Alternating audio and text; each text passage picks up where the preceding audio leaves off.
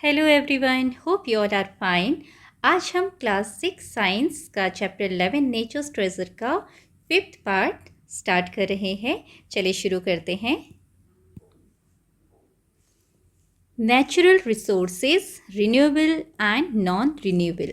Renewable मतलब वो resources होते हैं जिनको हम रिन्यू कर सकते हैं, और नॉन रिन्यूएबल जिनको हम रिन्यू नहीं कर सकते। ठीक है। Nature's treasures fulfill our needs. They are essential resources to sustain all life forms on the earth. इसका मतलब है जो प्रकृति ने हमें बहुत सारे ट्रेजर्स दिए हैं, खजाने दिए हैं, जिसके बारे में हमने पढ़ा था, water, soil, sunlight and there were so many things. ये सारी चीज़ें हमारी ज़रूरतों को पूरा करते हैं। They are essential resources. ये बहुत ही ज़रूरी रिसोर्सेज हैं इस धरती पर जीवन को बनाए रखने के लिए, चाहे वो प्लांट्स हो, एनिमल्स हो, इंसेक्ट्स हो, ह्यूमन बींग्स हो। तो सभी जो जीव जंतु हैं उनके लिए ये सारी चीज़ें बहुत ज़रूरी हैं ताकि वो ज़िंदा रह सकें। For example, we get heat and light from the sun, water from rivers and food from plants and animals. जैसे कि हमें सन से क्या मिलता है? हीट और लाइट मिलती है, और हमें नदियों से, रिवर से पानी मिलता है, and we get food from plants and animals. और हमें प्लांट्स और एनिमल्स से फूड मिलता है। तो ये जो सन है, रिवर है, प्लांट्स हैं, एनिमल्स हैं, ये क्या हैं? रिसोर्सेज हैं। ठीक है, नेचुरल रिसोर्सेज हैं। These resources which we get from nature are called natural resources. वो रिसोर्सेज जो कि हमें नेचर ने दिए हैं, इस प्रकृति ने दिए हैं, इन रिसोर्सेज को हम बोलते हैं नेचुरल रिसोर्सेज। ठीक है। We also use natural resources to make many useful things for our convenience. यहाँ पर बताया गया है कि हम इन नेचुरल रिसोर्सेज का यूज़ अपने आराम के लिए भी, जो हमें बहुत सारी चीज़ें चाहिए जो यूज़फुल होती हैं हमारे कन्वीनियंस के लिए, हमारे आराम के लिए, उनको बनाते हैं। जैसे कि फॉर एग्ज़ाम्पल इलेक्ट्रिक बल्ब्स। ठीक है, ये हमारे कन्वीनियंस के लिए है, हमारी सुविधा के लिए है। फर्नीचर, लकड़ी बनाते हैं, सोलर पैनल्स बनाते हैं, बाइसिकल्स बनाते हैं, एक्सेट्रा। ठीक है, तो इन सारी चीज़ों को बनाने के लिए भी हमें नेचुरल रिसोर्सेज ही चाहिए होते हैं। This make our lifes comfortable. और ये सारी चीज़ें हमारे जीवन को आरामदायक बनाती हैं, कंफर्टेबल बनाती हैं। All such resources created by human beings are called human made resources. और ये सारे रिसोर्सेज जो कि ह्यूमन बींग ने बनाई हैं, इंसानों ने बनाई हैं, इनको हम बोलते हैं ह्यूमन मेड रिसोर्सेज। जैसे कि इलेक्ट्रिक बल्ब इंसान ने बनाया है, फर्नीचर जो लकड़ी होती है, लकड़ी के जो बेड हैं, चेयर हैं, टेबल हैं, ठीक है, फर्नीचर के बने होते हैं, तो ये इंसान ने बनाई है। और सोलर पैनल्स, बाइसिकल्स, ये सब हमारी सुविधा के लिए हम लोगों ने, इंसान ने बनाए हैं। तो इन चीज़ों को हम बोलते हैं ह्यूमन मेड रिसोर्सेज। ठीक है। You have learned about various natural resources such as air, water, energy from the sun, forest, soil, rocks, minerals and fossil fuels. तो इस चैप्टर में आपने बहुत सारे नेचुरल रिसोर्सेज के बारे में पढ़ा, जैसे कि sun, forest, soil, rocks, minerals and fossil fuels, air, water, इन सब के बारे में पढ़ा। Some of these natural resources get replenished through natural processes over a period of time. तो इसमें ये बताया गया है कि इसमें से कुछ जो नेचुरल रिसोर्सेज हैं वो रिप्लेनिश्ड हो जाते हैं। रिप्लेनिश मतलब रिन्यू हो जाते हैं थ्रू नेचुरल प्रोसेसेस के द्वारा, प्राकृतिक जो प्रोसेसेस हैं, ठीक है, उसके द्वारा रिन्यू हो जाते हैं कुछ समय के बाद, over a period of time मतलब कुछ समय के बाद। If you remember, Ajji told Bhumi and Surya that they could collect only those nilikai that had fallen on the ground. आपको याद होगा कि अज्जी ने क्या सूर्य और भूमि को बोला था कि जो नीचे नीलिकाई गिरी हुई हैं धरती पर, केवल उन्हीं को उठाना है ना। This make sure that there would be enough fruits for other animals and birds. इससे क्या होगा कि बाकी जो एनिमल्स एंड बर्ड्स हैं उनके लिए भी फ्रूट्स रहेंगे वहाँ पर। The seeds from the droppings of animals and birds would enable new trees to grow. Though it would take some years, before we get fruits from these new trees.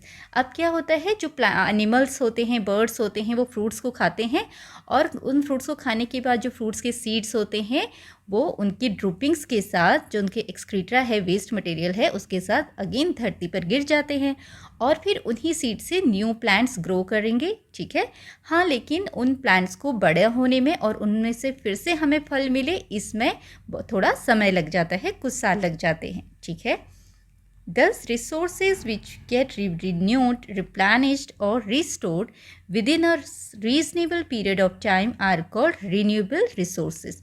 तो वो resources जो कुछ समय बाद renew हो जाते हैं, replenished हो जाते हैं, उन रिसोर्सेज को हम बोलते हैं रिन्यूएबल रिसोर्सेज। ठीक है, जैसे कि air, water and forest are some of the example of renewable natural resources. ये जो एयर है, वाटर है, फॉरेस्ट है, ये दोबारा से रिन्यू हो जाते हैं, इसलिए हम इनको रिन्यूएबल नेचुरल रिसोर्सेज बोलते हैं। Nature renews them. इनको कौन रिन्यू करता है? प्रकृति ही इन्हें अपने आप रिन्यू करती है, ये प्राकृतिक रूप से खुद ही रिन्यू हो जाते हैं। We should use our natural resources judiciously. लेकिन फिर भी हमें हमारे जो नेचुरल रिसोर्सेज हैं उनको बहुत ही ध्यान से, अच्छे तरीके से इस्तेमाल करना चाहिए। हमें जितनी ज़रूरत है उतना ही इस्तेमाल करना चाहिए, यूज़ करना चाहिए। ऑन द अदर हैंड, दूसरी तरफ fossil fuels take millions of years to form. हमने फॉसिल फ्यूल्स के बारे में पढ़ा था, फॉसिल फ्यूल्स को बनने में मिलियंस ऑफ ईयर्स लगते हैं। They are found in limited quantities and once used they get exhausted. और ये जो हैं थोड़ी ही मात्रा में, बहुत कम मात्रा में पाए जाते हैं जो फॉसिल फ्यूल्स होते हैं, और एक बार ये यूज़ हो गए तो ये बहुत ही जल्दी क्या हो जाएंगे, ख़त्म हो जाएंगे। क्योंकि अगर हमने आज सारी की सारी चीज़ें, सारे फॉसिल फ्यूल्स को यूज़ कर लिया तो क्या होगा, उनको अगला न्यू फॉसिल फ्यूल बनने में तो बहुत समय लग जाएगा, है ना, करोड़ों साल लगेंगे। तो फिर इतना समय तो बहुत ज़्यादा होता है, हमें तो वो चीज़ दोबारा मिल नहीं पाएगी। तो अगर आज हम किसी चीज़ को ख़त्म कर देते हैं, किसी फॉसिल फ्यूल को ख़त्म कर देते हैं, तो हमें फिर से उसे पाना नामुमकिन है हमारे लिए। ठीक है, क्योंकि उसे बनने में करोड़ों साल लगेंगे। दे आर नॉट प्रोड्यूस्ड और replenished within a reasonable period of time. वो बनते तो हैं लेकिन जितनी समय की ज़रूरत, जितना हमारे पास समय है उसके हिसाब से वो नहीं बनेंगे। ठीक है, कुछ साल नहीं लगेंगे उसमें, उनको करोड़ों साल लगेंगे, इसलिए वो जल्दी से रिन्यू नहीं होंगे।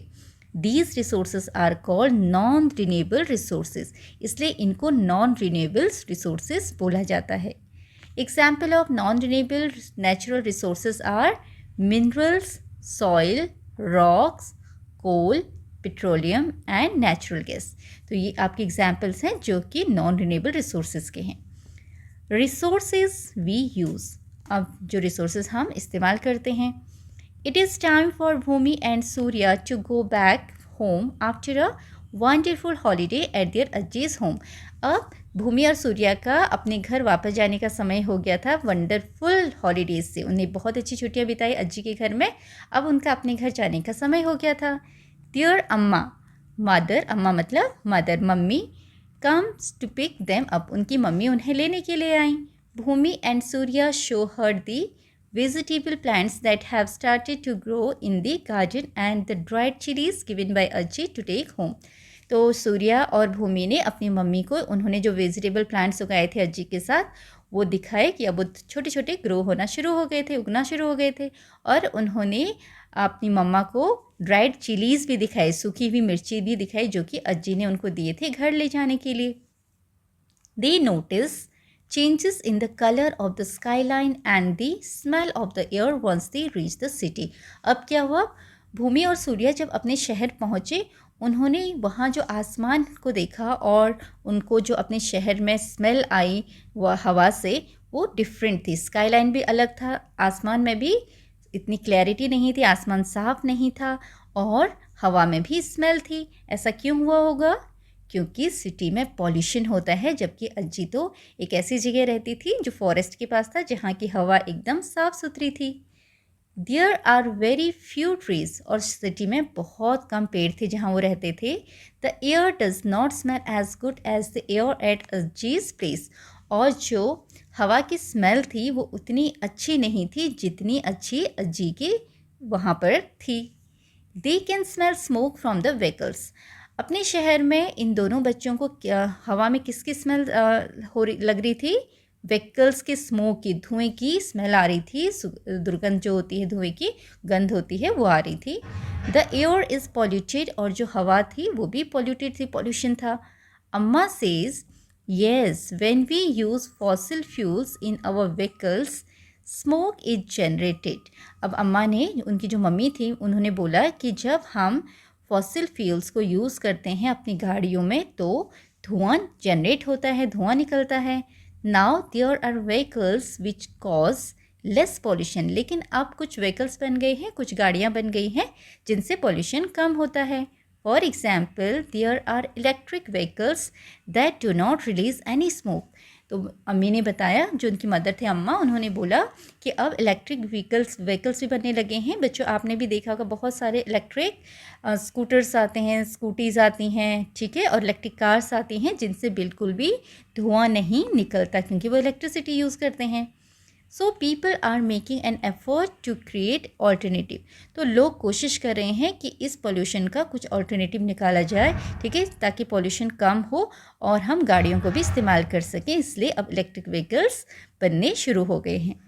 Can you list some alternatives for reducing air pollution. क्या आप बता सकते हो कि एयर पॉल्यूशन को कम करने के लिए आप क्या कर सकते हो? एक तो हम क्या कर सकते हैं, पब्लिक ट्रांसपोर्ट का यूज़ कर सकते हैं, ठीक है, जो बसेस होती हैं, ट्रेन्स होती हैं, उनका यूज़ कर सकते हैं अपने व्हीकल को इधर ना ले जाकर, क्योंकि पब्लिक ट्रांसपोर्ट में बहुत सारे लोग एक साथ जाते हैं तो इतना ज़्यादा पोल्यूशन नहीं होता है। और अगर सारे के सारे लोग अपनी अपने व्हीकल्स को लेके जाने लगे तो इतनी सारे व्हीकल्स रोड पर आएंगे और पोल्यूशन भी बढ़ेगा, ठीक है। तो ये पॉइंट आप यहाँ पर लिख सकते हैं। दूसरा आप क्या कर सकते हो, you can use bicycles to go nearby places. और आप पैदल भी जा सकते हो, है ना। अगर आपको पास में ही कहीं जाना है तो आप पैदल जा सकते हो, तो पैदल जाइए। और अगर आपको बाइसिकल यूज़ करनी है तो बाइसिकल भी यूज़ कर सकते हो। लेकिन हमें पास वाली जगह में अपनी कार और स्कूटर्स और बाइक्स ले जाने की ज़रूरत नहीं है। अगर हम ऐसा करेंगे तो हम पॉल्यूशन को कुछ हद तक कम कर सकते हैं। तो यहाँ पर आपके लिए 2 पॉइंट्स लिख दिए हैं, using public transport like bus, train etcetera, and then using bicycle to go nearby places. Okay, now come to next. We use many natural resources in our everyday life. हम अपनी ज़िंदगी में बहुत सारे natural resources को use करते हैं। Daily हम कोई ना कोई नेचुरल रिसोर्सेज को यूज़ करते हैं। Let us identify some resources that we use by performing activity 11.6। 11.6 में एक टेबल है, ये हमें कंप्लीट करना है। Let us make a list of natural resources used. Make a list of activities you do in your daily life and write down the natural resources that were used directly or indirectly for each activity in table 11.4. Some items are already filled in. Using them as a guide, fill the remaining blank rows. Okay. तो यहाँ पर बच्चों देखो क्या बताया है, एक side activity लिखी है, काम लिखे हैं जो हम डेली करते हैं, दूसरी तरफ नेचुरल रिसोर्सेज, हम उस काम को करने के लिए किस नेचुरल रिसोर्स का यूज़ कर रहे हैं। तो पहला लिखा है वॉशिंग क्लोथ्स, कपड़े धोने के लिए हम कौन सा नेचुरल रिसोर्स यूज़ करते हैं, वाटर। मेकिंग क्ले टॉयज़, मिट्टी के जो टॉयज़ खिलौने बनाते हैं हम, उसके लिए क्या यूज़ करते हैं, एक तो हम सॉइल को यूज़ करते हैं, ठीक है, क्ले भी बोल सकते हो आप उसको, और इसके साथ साथ आप वाटर भी यूज़ करते हो, क्योंकि मिट्टी के खिलौने बनाओगे तो पानी की तो ज़रूरत पड़ेगी टॉय बनाने के लिए, ठीक है। तो you can also write water. Then collecting firewood, आग जलाने वाली जो लकड़ी होती है, आग जलाना है उसके लिए हमें लकड़ी चाहिए, तो फायरवुड आपको कहाँ से मिलेंगी, ट्रीज़ से, ठीक है। आप ट्रीज़ लिख सकते हो, और ट्रीज़ के अलावा फॉरेस्ट भी लिख सकते हो, क्योंकि जंगल में भी ट्रीज़ होते हैं। तो ये इनडायरेक्टली आप फॉरेस्ट से लेते हो, डायरेक्टली ट्री से मिलते हैं। मेकिंग काइट्स, पतंग बनाने के लिए आपको क्या चाहिए बताइए, पतंग बनाने के लिए आपको पेपर चाहिए, पेपर यूज़ करोगे, और पेपर कहाँ से मिलेंगे आपको, पेपर हमें कहाँ से मिलते हैं, ट्रीज़ से, ओके। देन हैविंग ब्रेकफास्ट, अगर आपको खाना ब्रेकफास्ट करना है तो ब्रेकफास्ट में हम ऑब्वियसली खाना खाएंगे, तो खाना हमें कहाँ से मिलता है, प्लांट से मिलता है, और एनिमल से भी हमें खाने की चीज़ें मिलती हैं। तो इस तरीके से हम इन नेचुरल रिसोर्सेज के नेम्स यहाँ पर लिखेंगे। Next is how many natural resources did you list? आपने कितनी नेचुरल रिसोर्सेज के नाम लिखे? Compare your list with that of your friend.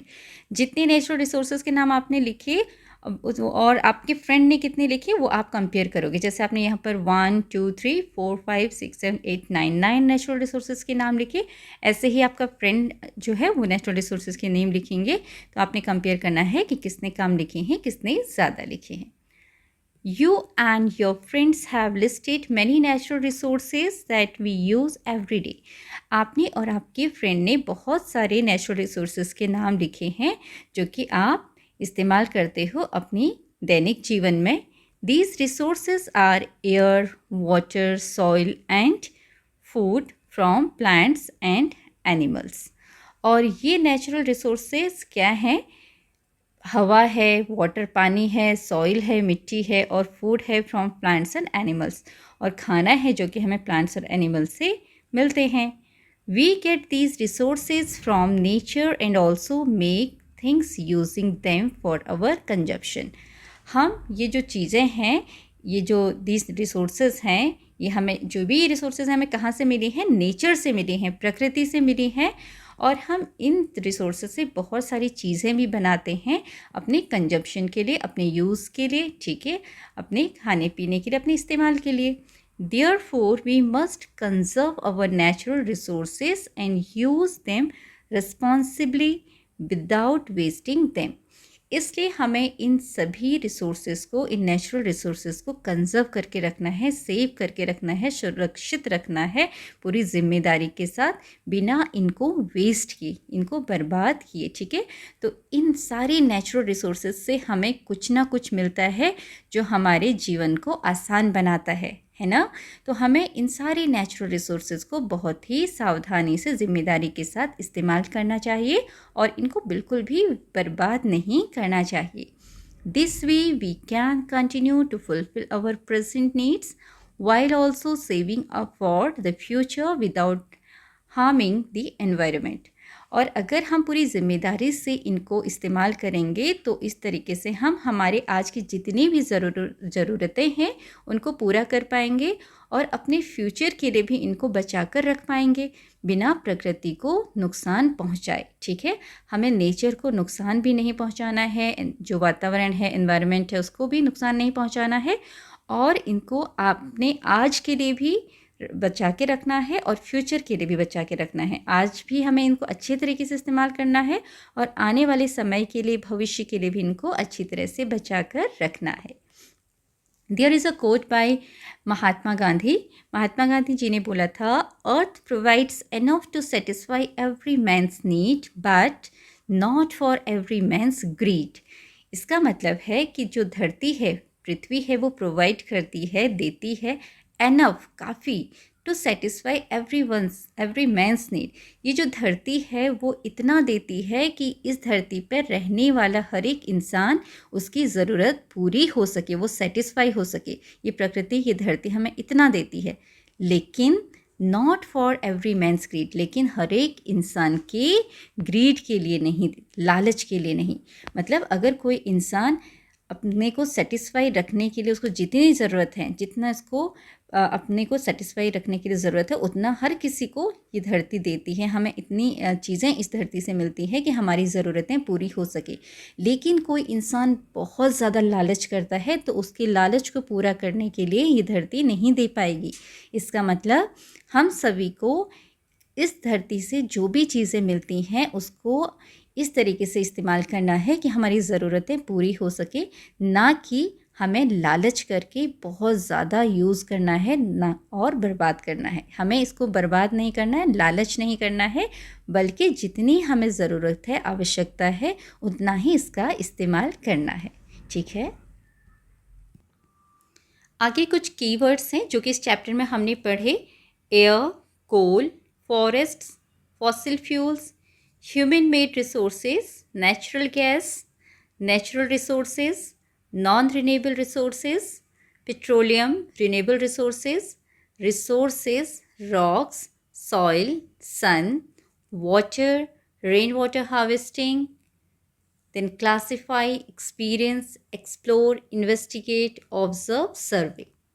Okay, now there are some summary notes. Summary notes means जो भी हमने इस चैप्टर में पढ़ा उसकी एक समरी यहाँ पर दी गई है. Let's read it. Resources required for our survival are provided by nature. जो भी रिसोर्सेज हमारे ज़िंदा रहने के लिए ज़रूरत होती है वो नेचर ने हमें दी हैं. Resources provided by nature are called natural resources. जो भी रिसोर्सेज नेचर हमें देता है उन्हें हम नेचुरल रिसोर्सेज बोलते हैं. Some important natural resources are air, water, energy from the sun, forest, soil, rocks, minerals and fossil fuels. ये कुछ natural resources के नाम हैं जो हमें nature से मिले हैं. Resources created by human being to meet their needs are called human made resources. वो resources जो कि इंसानों ने बनाए हैं अपनी ज़रूरतों को पूरा करने के लिए उनको हम human made resources बोलते हैं. Natural resources can be classified as renewable resources and non renewable resources. जो नेचुरल रिसोर्सेज हैं हम उनको दो टाइप्स में डिवाइड कर सकते हैं. एक तो है रिन्यूएबल रिसोर्सेज जो रिन्यू होते रहते हैं, दूसरे हैं नॉन रिन्यूएबल रिसोर्सेज जो रिन्यू नहीं हो सकते. Resources that get renewed, replenished और restored by natural processes within a response reasonable period are called renewable resources. तो यही बात यहाँ पर बताई गई है. जो रिसोर्सेज रिन्यू हो सकते हैं कुछ समय में उनको हम रिन्यूएबल रिसोर्सेज बोलते हैं. Resources that are in limited quantities and do not get replenished within a reasonable period are called non renewable resources. और वो रिसोर्सेज जो कि लिमिटेड क्वांटिटी में हैं, थोड़ी सी मात्रा में हैं और जो रिन्यू नहीं हो सकते थोड़े समय में, उनको हम क्या बोलते हैं? Non renewable resources. All living beings include humans depend on natural resources for their survival, so we should use them judiciously. तो सारे लिविंग बींग्स जितने भी प्राणी हैं इस धरती पर, चाहे इंसान हो, पेड़ पौधे हो, और एनिमल्स हो, इंसेक्ट्स हो, बर्ड्स हो, हर कोई इन रिसोर्सेज के ऊपर डिपेंडेंट है अपनी सर्वाइवल के लिए, अपने जीवन के लिए. तो हमें इन सबको बहुत ही ध्यानपूर्वक इस्तेमाल करना चाहिए. Now there are some questions. Let us enhance our learning. Okay, what you have to do in first question, figure 11.9 shows items related to natural resources. Match them with their jumbled up names. Make another table and write the names of these resources. Classify these resources as renewable or non-renewable. तो यहाँ पर आपने एक तो इनको match करना है और इनको एक अलग से कॉलम बना के इनका सही नाम लिखना है. हम यहीं पे लिख देंगे और आपने बताना है कि ये रिन्यूएबल है कि नॉन रिन्यूएबल रिसोर्स है. तो पहले हम इनको अनजम्बल कर लेते हैं. ये क्या बनेगा आपका? ROCK, rock. Then this is forest, FOREST, forest. This is WIND, wind. And next this is water. Okay, ये हो गया. अब आपने मैच करना है. सबसे पहले ऊपर टैप है, नल है, नल से हमें क्या मिल रहा है? Water. And this windmill, windmill से क्या मिलेगा? विंड, हवा. Then this is forest and last one is rock. Okay, now आपने इसके सामने रिन्यूएबल और नॉन रिन्यूएबल लिखना है. रॉक कैसा है? Non renewable. Okay, non renewable, ये रिन्यू नहीं हो सकता. इसको रिन्यू होने में करोड़ों साल लगते हैं. ऐसे ही बाकी जो भी नेम्स हैं उनके आगे आप रिन्यूएबल और नॉन रिन्यूएबल लिखेंगे. तो यहाँ पर हमने सभी के सामने नाम लिख दिए हैं, कौन सा रिन्यूएबल है, कौन सा non renewable. Rock non renewable, forest renewable, wind renewable, water renewable. Okay, now come to next. Now next is state whether the following statements are true or false. if false correct them. आपने यहाँ true और false बताना है. True मतलब सही, false मतलब गलत. और अगर कोई स्टेटमेंट फॉल्स है, गलत है, तो उसको सही करके लिखना है. ठीक है. पहला है nature has all the resources to meet human needs. इस प्रकृति के पास सारे रिसोर्सेज हैं जो इंसान के ज़रूरतों को पूरा कर सकते हैं. तो ये बात सही है. So we will make it T. Second is machines are a resource found in nature. Machines जो होती हैं वो एक रिसोर्स हैं जो नेचर में हमें मिलती हैं, जो नेचर ने हमें दी है. तो ये बात गलत है. मशीन्स को इंसान बनाता है. तो आप लिखेंगे machines are man made resource. So I have written here machines are man-made resource. Third is natural gas is a non-renewable resource. जो natural gas है वो non-renewable resource है. This is true. Then air is a renewable resource. Air जो है renewable resource है, renew हो जाती है. This is true. Okay, now come to next. Fill in the blanks using the most appropriate option. आपने इस यहाँ पर खाली जगह को भरना है. जो 4 ऑप्शन है उसमें से जो सही ऑप्शन है वो आपने यहाँ पर फिल करना है. और fuel that is commonly used in 2-wheelers like scooters और बाइक्स इज, वो फ्यूल जो कि ज़्यादातर स्कूटर्स और बाइक्स में इस्तेमाल किया जाता है वो क्या है? Petrol. PETROL, petrol. Okay, next is an example of A renewable resource is. इसमें से रिन्यूएबल रिसोर्स का एग्जाम्पल क्या है? वाटर. कोल रिन्यूएबल नहीं होता है, नेचुरल गैस भी रिन्यूएबल नहीं है, पेट्रोल भी नहीं है. वाटर जो है रिन्यूएबल रिसोर्स है. Okay, you have to write here water. Next is classify the following as renewable और non renewable resources. Coal, natural gas, forest and minerals. 4 चीज़ें हैं, coal, natural gas, forest and mineral. आपने बताना है इसमें से कौन सा रिन्यूएबल है और कौन सा नॉन रिन्यूएबल है. तो कोल क्या है? Non renewable. हम इसको NR लिखते हैं. नेचुरल गैस भी non renewable. I am writing in short. You can write the spelling from the top. जो क्वेश्चन है वहाँ से आप लिख लीजिएगा रिन्यूएबल और नॉन रिन्यूएबल की स्पेलिंग. फॉरेस्ट जो है रिन्यूएबल है R, एंड मिनरल्स क्या है? Non renewable. Okay, then next. So the question is, why do we say that petroleum is a non-renewable resource? हम क्यों कहते हैं कि पेट्रोलियम एक नॉन रिन्यूएबल रिसोर्स है? क्योंकि पेट्रोलियम जो है वो ऐसी चीज़ों से बना है, ऐसे माइक्रो ऑर्गेनिज्म से बना है, उनके जो रिमेन्स होते हैं, प्लांट्स होते हैं, उनके रिमेन्स से बना है, जो कि धरती के अंदर कई सालों तक, कई अरबों सालों तक, करोड़ों सालों तक दबे रहते हैं और उससे पेट्रोलियम बनता है. और इसको बनने में बहुत समय लगता है. वैसे तो इतनी ईजिली रिन्यू नहीं हो सकता, रिप्लेनिश नहीं हो सकता, एक बार यूज़ हो जाए तो, है ना. इसको बनने में करोड़ों साल लगते हैं, इसलिए हम इसको कहते हैं कि ये नॉन रिन्यूएबल रिसोर्स है. And how you can write the answer? आप अपना आंसर इस तरीके से लिख सकते हो. Petroleum is a non renewable resource because it takes millions of years to form it from the remains of micro organisms and plants buried under the soil. It cannot be replenished quickly once used. ठीक है, एक बार अगर ये use हो जाए तो जल्दी से ये रिप्लेनिश नहीं हो सकता. Now next question is, it is difficult to regrow forest. Justify this statement. कि जो फॉरेस्ट हैं उनको रिग्रो करना बहुत मुश्किल है, तो इसके लिए आप इस पॉइंट को जस्टिफाई कीजिए.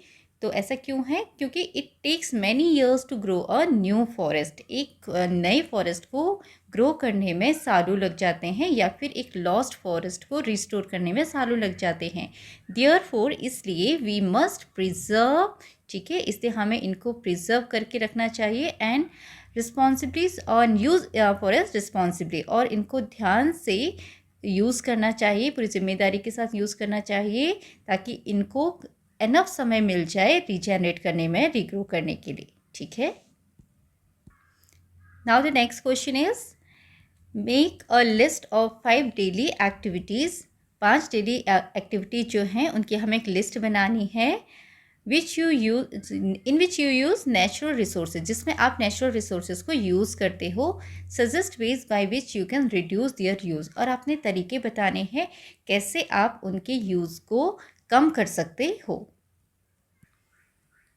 तो यहाँ पर हमने एक लिस्ट बना दी है एक्टिविटीज़ की, साथ में कौन सा एनर्जी रिसोर्स उस एक्टिविटी के लिए यूज़ होता है और वो तरीके क्या हैं जिससे हम उस एनर्जी रिसोर्स के यूज़ को कम कर सकते हैं. तो पहला है यूजिंग कार फॉर ट्रैवलिंग.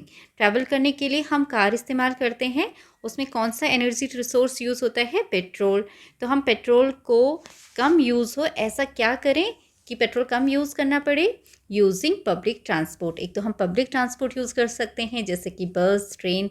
दूसरा कार पूलिंग। कार पूलिंग क्या होता है कि बहुत सारे लोग हैं, उनको एक ही ऑफिस में जाना है, तो वो सारे के सारे मिलके एक ही गाड़ी का इस्तेमाल कर सकते हैं। 4-5 लोग हैं तो 4-5 लोग अलग अलग गाड़ी, अपनी कार ना ले जाकर 4-5 लोग एक ही कार से जा सकते हैं। इससे पेट्रोल कम वेस्ट होगा, है ना। दूसरा है वाटरिंग प्लांट्स, पौधों में पानी डालना। अभी हम इसके लिए क्या यूज़ करते हैं, वाटर यूज़ करते हैं। तो लेकिन आपने देखा होगा बहुत सारे लोग लंबी लंबी पाइप्स यूज़ करते हैं अपने बगीचे में पानी डालने के लिए, इससे वेस्टेज बहुत ज़्यादा होता है। तो हम इसकी जगह क्या यूज़ कर सकते हैं, वाटरिंग केन। जो केन आते हैं, डिब्बे होते हैं पानी डालने के लिए पौधों में, उसमें थोड़ा थोड़ा करके हम पानी पौधों में डालते हैं, उससे पानी की वेस्टेज कम होती है। दूसरा है, और थर्ड नंबर है राइटिंग इन नोटबुक्स। आप कॉपीज़ में लिखते हो, कॉपीज़ इस्तेमाल करते हो लिखने के लिए, और उसके लिए कौन सा रिसोर्स यूज़ होता है, ट्रीज़ हैं, ठीक है। और पेपर है, पेपर में हम लिखते हैं, लेकिन पेपर बनते किससे हैं, ट्रीज़ से। अब हम क्या करें कि ट्रीज़ का जो यूज़ है वो कम हो, थोड़ा हम इसको मिनिमाइज़ कर सकें। तो आप क्या कर सकते हो, नॉट टीयरिंग और वेस्टिंग द पेजेस। आपने जो आप नोटबुक में लिखते हो वो तो ठीक है, जो आप पढ़ाई लिखाई करते हो, लेकिन आपने बिना किसी कारण के पेजेस को फाड़ना नहीं है, उनको बर्बाद नहीं करना है, ठीक है। नेक्स्ट है बेदिंग, नहाना। नहाने के लिए भी आप वाटर इस्तेमाल करते हो, पानी इस्तेमाल करते हो, तो आप वहाँ पर पानी का इस्तेमाल कम हो उसके लिए क्या कर सकते हो, using bucket in place of shower. Shower लेने के बजाय आप बकेट में पानी भरिए, बाल्टी में पानी भरिए और मग से नहाइए। उससे आपको अंदाज़ा हो जाएगा कि आपने कितना पानी यूज़ कर लिया। जब आप शावर यूज़ करते हो तो पानी बहता जाता है, आपको पता ही नहीं चलता है ना।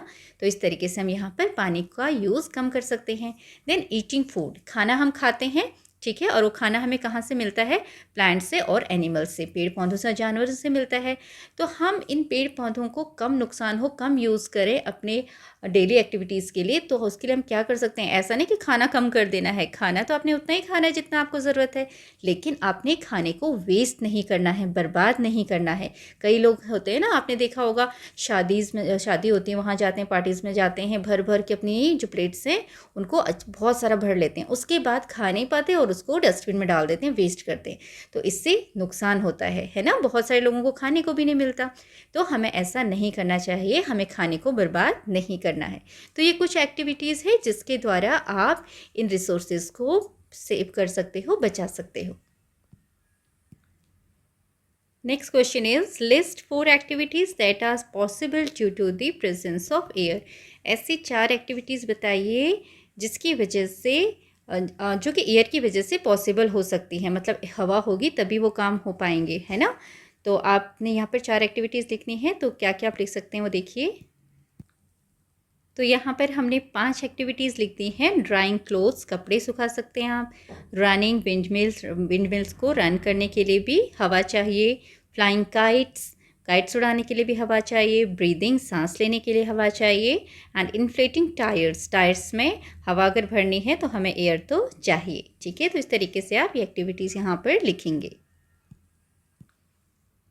9th question is, how can you contribute towards enhancing the green cover of your locality? Make a list of actions to be taken.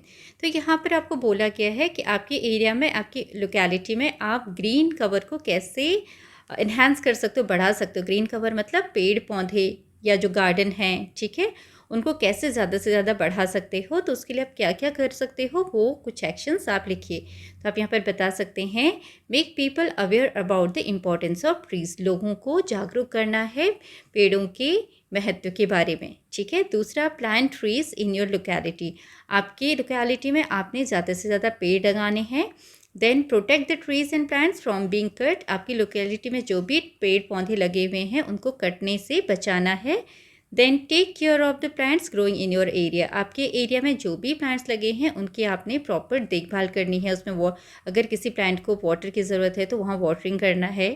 Then take part in the tree planting events. जो भी tree planting event होते हैं, one महोत्सव जैसे events होते हैं, उनमें आपने पार्टिसिपेट करना है। इन एक्टिविटीज़ से आप अपने एरिया के ग्रीन कवर को बढ़ा सकते हैं। Next is question 10th। In the given illustration we see that food is being cooked. यहाँ पर देखिए, इस पिक्चर में हम देख रहे हैं कि यहाँ पर खाना बनाया जा रहा है। Answer the following questions. What type of energy is being used for cooking? यहाँ पर किस तरीके की एनर्जी यूज़ की गई है खाना बनाने के लिए? तो यहाँ पर आपको देख के समझ में आ रहा है कि यहाँ पर सोलर एनर्जी यूज़ की गई है, सनलाइट को यूज़ किया गया है. Then second is name one benefit and one drawback of using this type of energy for cooking. एक इसका लाभ और एक नुकसान बताना है आपने इस तरीके की एनर्जी को यूज़ करने के लिए, जब हम यूज़ करते हैं कुकिंग के लिए. So you can write the answer like this. Solar energy is used for cooking. यहाँ पर सोलर एनर्जी यूज़ की है कुकिंग के लिए. दूसरा पार्ट जो है एक बेनिफिट है. क्या बेनिफिट है सोलर एनर्जी यूज़ करने का? It is renewable. ये रिन्यूएबल है, बार बार यूज़ किया जा सकता है. And it is clean energy. ये शुद्ध साफ एनर्जी है, इससे कोई पोल्यूशन नहीं होता. And drawback. ड्रॉबैक क्या है? कमी. It can not be use during night. रात, एक तो रात के समय ये यूज़ नहीं की जा सकती इस एनर्जी को, क्योंकि रात को सनलाइट नहीं होती है. एंड ऑन क्लाउडी डे, और जिस दिन बादल हो आसमान में उस दिन भी हम इस एनर्जी को यूज़ नहीं कर सकते, क्योंकि सन तो दिखेगा नहीं. Okay. Now next question is cutting down trees on a large scale impacts the quality of the soil. Why do you think it is so? इसमें बोला गया है कि पेड़ों को बहुत ज़्यादा मात्रा में काटने से जो सॉइल की क्वालिटी है उसमें चेंजेस आ जाएंगे, उस पर असर करेगा. आपको ऐसा क्यों लगता है? तो आपने यहाँ पर बताना है कि पेड़ों के काटने से जो मिट्टी है उसकी क्वालिटी में क्या असर होता है. So here you can write the answer like this. Cutting down trees on large scale impact the quality of the soil because क्योंकि the root of the soil root of the trees hold the soil together. जो पेड़ों की जो जड़ें होती हैं वो मिट्टी को एक साथ रोक के रखती हैं. Which prevents the soil erosion. जिससे कि सॉइल इरोजन नहीं होता है. सॉइल इरोजन क्या होता है कि अगर जब सॉइल जो है लूज़ होती है तो कभी बारिश होती है, बाढ़ आती है या तेज़ आंधी आती है, तो धरती की जो टॉप लेयर होती है सॉइल की वो उड़ जाती है, बह जाती है ना, जिसमें कि बहुत ज़्यादा न्यूट्रिएंट्स होते हैं. जो टॉप लेयर होती है उसमें बहुत न्यूट्रिएंट्स होते हैं जो पेड़ पौधों की ग्रोथ के लिए अच्छे होते हैं, जो मिट्टी की क्वालिटी को अच्छा बनाते हैं. लेकिन अगर पेड़ कट जाएंगे तो और वहाँ पर पेड़ नहीं होंगे तो मिट्टी लूज़ हो जाएगी और वो आसानी से पानी के साथ बह जाएगी या फिर वो हवा से उड़ जाएगी, जिससे इसकी क्वालिटी डिग्रेड हो जाएगी, ख़राब हो जाएगी इसकी क्वालिटी. तो यही बात हम यहाँ पर बताएंगे. Without trees the soil become loose and the top layer of the soil which contains nutrients will be washed away by the water और blown away by wind, causing degradation of quality of soil. तो ये soil में, मिट्टी में ये प्रभाव आएगा जब पेड़ काट दिए जाएंगे कि मिट्टी की जो क्वालिटी है वो बेकार हो जाएगी, ख़राब हो जाएगी, उस पर अच्छे से पेड़ पौधे ग्रो नहीं करेंगे. और उसका जो टॉप लेयर है जिसमें न्यूट्रिएंट्स होते हैं सॉइल के, वो वहाँ से हट जाएगी. Now next question is explain 2 ways in which human activities pollute the air. Propose one action which can help in reducing air pollution. तो यहाँ पर आपने बताना है कोई 2 चीज़ें जिसकी जो इंसान कर रहा है जिसकी वजह से एयर पॉल्यूट हो रही है, एयर पॉल्यूशन हो रहा है, और आपने कोई एक एक्शन बताना है कि आप क्या करोगे इस एयर पॉल्यूशन को कम करने के लिए. So you can write the answer like this. आप इस तरीके से आंसर लिख सकते हैं. Human activities that pollute the air. Smoke produce from vehicles and factories.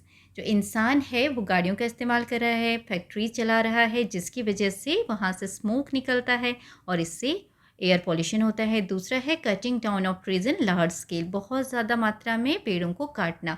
इससे क्या होता है, अगर पेड़ कट जाएंगे तो कार्बन डाइऑक्साइड की मात्रा बढ़ जाएगी, है ना. हवा में कार्बन डाइऑक्साइड की मात्रा बढ़ जाएगी क्योंकि पेड़ कटेंगे तो ऑक्सीजन नहीं मिलेगा और कार्बन डाइऑक्साइड बढ़ जाएगा, इससे भी एयर पॉल्यूट होता है. तो हमारे पास क्या तरीके हैं जिससे हम एयर पॉल्यूशन को रोक सकें? Growing more and more trees. ज़्यादा से ज़्यादा पेड़ लगाना. जितने ज़्यादा हम पेड़ लगाएंगे उतना ज़्यादा एयर पॉल्यूशन कम होगा. और भी एक्शन आप प्लान कर सकती हो, जैसे व्हीकल्स को, इलेक्ट्रिक व्हीकल का यूज़ करना, ठीक है. इन प्लेस ऑफ पेट्रोल और diesel vehicles we can use electric vehicles, ठीक है. तो बहुत सारे तरीके हैं, आपने कोई एक प्लान यहाँ पर बताना है. Now next question is 13. A family uses solar panels to generate electricity, a gas stove to cook food and a windmill for pumping water from a well.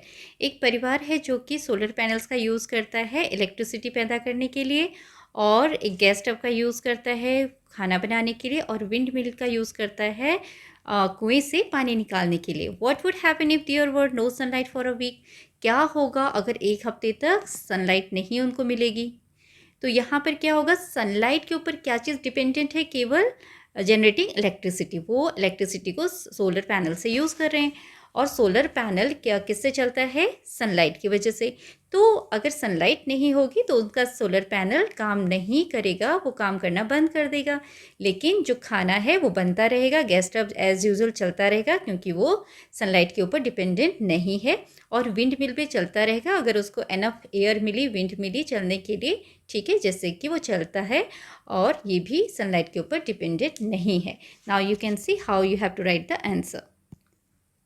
आप अपना आंसर इस तरीके से लिख सकते हो, solar panel would stop to generate electricity, the gas stove would still work because it does not depend on electricity, third the wind mill would also work as usual if there would enough wind to run it, it is also not depend on sunlight. ठीक है, वो भी sunlight के ऊपर depend नहीं है। Now question number 14, fill up the blanks using the following terms. इन terms को यूज़ करके आपने ये खाली जगह भरनी है। Fossil fuel, forest, air, petroleum, coal, water and non renewable resources. तो यहाँ पर एक फिल ऑलरेडी किया हुआ है नेचुरल रिसोर्सेज। नेचुरल रिसोर्सेज दो तरीके के होते हैं, एक रिन्यूएबल रिसोर्सेज दिया हुआ है, दूसरा क्या है? Non renewable. तो आप नॉन रिन्यूएबल यहाँ पर लिखेंगे RENEWABLE। तो ये दो तरीके के हो गए। अब नॉन रिन्यूएबल कौन कौन से होते हैं? नेचुरल गैस ऑलरेडी दिया हुआ है, दूसरा पेट्रोलियम, ठीक है, और कोल। आप यहाँ पर लिखेंगे पेट्रोलियम, कोल। ओके, नॉन रिन्यूएबल में आपके फॉसिल फ्यूल, पेट्रोलियम और गैस भी लिखा हुआ है नीचे, लेकिन इससे ऊपर यहाँ पर हमने लिखना है फॉसिल फ्यूल्स। ठीक है, फॉसिल फ्यूल्स कौन कौन से होते हैं, क्या क्या बनता है फॉसिल फ्यूल से? एक तो नेचुरल गैस हो गया, और यहाँ पर हम लिखेंगे पेट्रोलियम, देन दिस साइड कोल। ये तीन हमारे फॉसिल फ्यूल्स हैं। देन हियर रिन्यूएबल में कौन कौन सी चीज़ें रिन्यूएबल हैं जो रिन्यू हो जाती हैं? Forest, okay, FOREST, forest, then water, air and water, ये चीज़ें आएंगी रिन्यूएबल में। तो इस तरीके से आप इनको फिल करेंगे। Now come to next.